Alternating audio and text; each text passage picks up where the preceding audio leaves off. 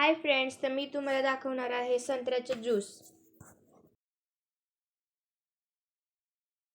ते मी सोललेले संत्री घेतलेले आहे, त्यामधल्या बिया सुद्धा मी काढून घेतलेल्या आहेत। तर या मिक्सरच्या भांड्यामध्ये मी सोललेले संत्री घालून घेते। नंतर यामध्ये साखर घालून घेऊ। तुमच्या गोडीनुसार तुम्ही यामध्ये साखर घालू शकता। त्यानंतर चिमूटभर काळं मीठ, त्यानंतर 2-3 चमचे पाणी, त्याचे झाकण लावून हे आपण मिक्सरमध्ये फिरवून घेऊ। अशा प्रकारे हा आपला ज्यूस झालेला आहे। तर हा ज्यूस आपण गाळणीने गाळून घेऊ।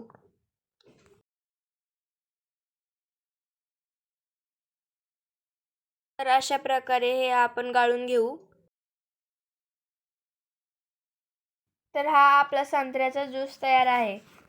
तुम्हाला ही रेसिपी कशी वाटली हे तुम्ही कमेंट करून नक्की सांगा। जर माझ्या चॅनलवर नवीन असाल तर सबस्क्राईब करा आणि बेल आयकॉनवर पण क्लिक करा, म्हणजे माझे नवीन व्हिडिओ तुमच्यापर्यंत पोहोचतील।